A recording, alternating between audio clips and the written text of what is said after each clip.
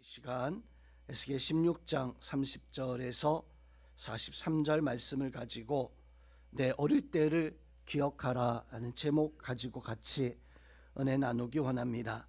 먼저 오늘 본문의 내용을 살펴보면 에스겔 16장에는 예루살렘이라고 하는 한 아이를 하나님께서 어릴 적 은혜를 주어서 데려다가 바로 키우고 아름다운 옷을 입혀서 장성하게 되었을 때 참 아름다운 여인이 되어지지만 그 여인은 음녀 예루살렘으로 오늘 말씀에서 불려지게 되어집니다.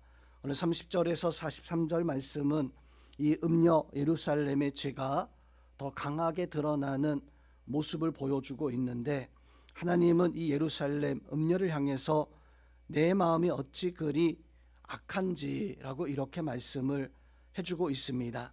이 악한 마음, 또 약한 마음은 하나님께서 연약하여서 불쌍하다는 뜻이 아니라 하나님께 붙어 있지 못하고 죄와 우상에 끌려다니는 그 모습을 악하다, 또한 내 마음이 약하다라고 이렇게 말씀을 해주고 있습니다. 음녀의 예루살렘은 본래 하나님을 섬겨야 되는 백성이지만 이방 나라 또 우상을 의지하다가 결국에는 하나님 앞에 큰 진노 심판을 받게 될 것을 오늘 말씀 속에서 증거해 주고 있습니다. 오늘 본문의 말씀에 등장하는 인물, 또 오늘 본문의 사건 내용을 살펴보면 오늘 본문에는 예루살렘이라 불리는 한 음녀, 그리고 그 남편과 또 이방의 많은 사람들이 등장을 합니다. 이 남편은 바로 언약의 남편 하나님을 의미하고 있지만, 이 음녀는 바로 그 하나님께서 구원하신 이스라엘 백성들, 예루살렘의 하나님의 백성들을 의미하고 있습니다.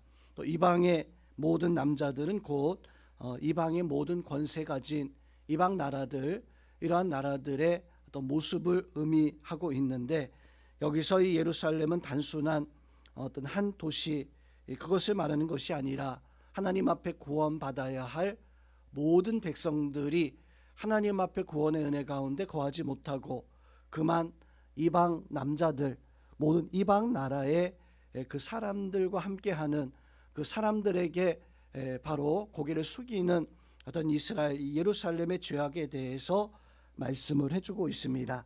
오늘 말씀에서는 어떤 영적 은혜와 교훈을 얻게 되어집니까? 첫째로, 어릴 적 은혜를 잊어버리고 살아간다면 그 죄는 우리에게 어찌 보면 당연한 일상이 되어질 수도 있더라라고 하는 것입니다. 오늘 음녀의 예루살렘의 가장 큰 문제는 하나님이 주신 바 그 은혜를 이제 잊고 살아가고 있다라고 하는 점입니다.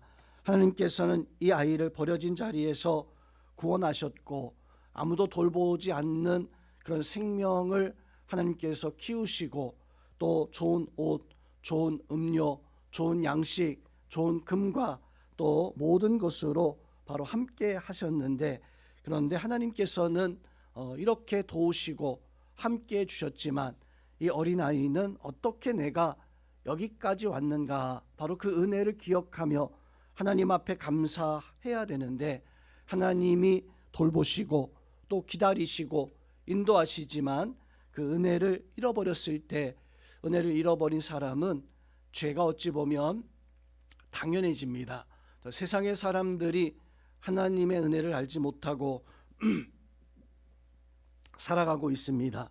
그러다 보니까 하나님이 주신 생명의 은혜, 하나님께서 하루하루 지키시고 돌보시는 그 은혜도 알지 못한 채, 그리고 하나님을 떠나고 살아가는 그 세상의 많은 사람들, 하나님께서 우리에게 어떤 분인가 알지 못하기에 이들은 오히려 하나님을 거절하고, 오히려 하나님을 거절하는 것뿐만 아니라 하나님을 향해서 손가락질하며 저주하며 하나님을 욕하는 이런 모습을 가지고 있는, 하나님의 은혜를 모르니까 그것이 죄인 줄도 모르고 그것이 마치 당연하듯이 그렇게 살아가고 있는 것이 세상의 방식이고 하나님의 은혜를 모르는 사람들의 모습이기도 합니다.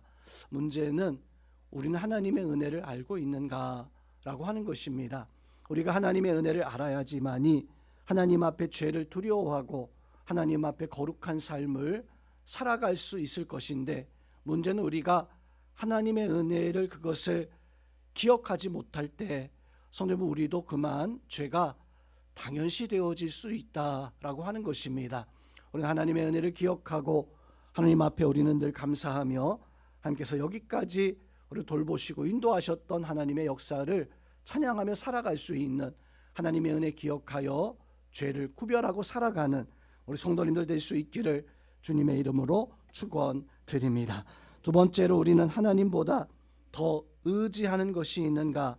이것이 곧 우상되어진다라고 하는 것을, 오늘 말씀에서 음녀의 예루살렘은 하나님보다 이방 나라를 더, 즉 하나님보다 이방의 우상들을 더 섬기고 바라는, 꼭 우상이라는 것이 뭐 돌이나 나무나 금을 새겨 가지고 만든 것이 우상되어진 것이 아니라, 오늘 말씀에서 보면 하나님은 이 음녀 예루살렘에게 모든 것을 주었지만 하나님을 의지하기보다는 세상을 의지하는 이런 모습을 가지고 있습니다.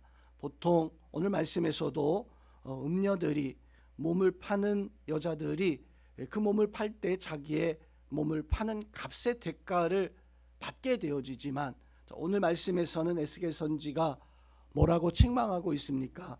모든 음녀들이 그렇게 값을 받지만 너는 오히려 몸을 팔고 난 연후에 값을 주고 있지 아니하냐. 바로 하나님의 은혜도 깨닫지 못한 채 살아가고 있는 것뿐만 아니라 더 큰 죄악을 저지르고 있음을 말씀을 해주고 있습니다. 이렇게 죄악 가운데 살아갈 때 어떤 모습으로 하나님 심판하십니까? 오늘 37절 말씀에서 보면, 내가 너의 즐거워하는 정든 자, 사랑하는 모든 자, 미워하던 모든 자, 이 사람들을 사방에서 모아 너를 대적하게 할 것이다. 우리 말씀 속에서 너를 사랑하던 자, 너에게 정을 주었던 정든 자들, 또 너를 미워하던 자들, 그들이 누구이든지 간에 사방에서 모아서 이제는 너를 대적할 것이다. 너를 심판할 것이다. 성도 여러분, 하나님을 우리가 의지하고 살아가야 되는데, 세상의 것을 의지하고 세상의 것들을 바라보면 그것이 1차적으로 우리에게 우상이 되어집니다. 그것을 내가 사랑하게 되어지고 정든 것, 마음을 빼앗기게 되어지지만, 오늘 37절 말씀에서 보니까 이것은 곧 우리의 대적이 되어진다. 하나님을 사랑하지 못하고 내가 세상의 것을 사랑하게 되어졌을 때 그것이 나한테 좋은 것을 줄 수 있으리라 라고 이렇게 여겨지지만, 그러나 그것은 우리의 우상 되어집니다. 그리고 우상은 결국 나를 무너지게 하고 나를 대적해서 내가 하나님 앞에서 심판받게 하는 그런 결과를 그래서 오늘 말씀에서 우리는 우리의 마음을 점검해야 됩니다. 나는 정말로 하나님을 사랑하고 나의 삶의 중심에 하나님이 가장 우선되어지고 있는가?